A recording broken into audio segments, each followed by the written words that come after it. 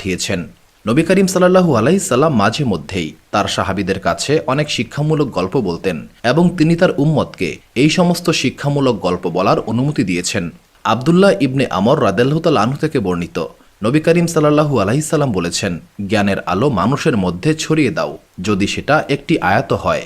তবে নবী করিম সাল্লাল্লাহু আলাইহি সাল্লাম সতর্ক করে বলেছেন, যদি কেউ ইচ্ছাকৃতভাবে মিথ্যা বলে তবে সে যেন জাহান্নামের প্রস্তুতি নেয়।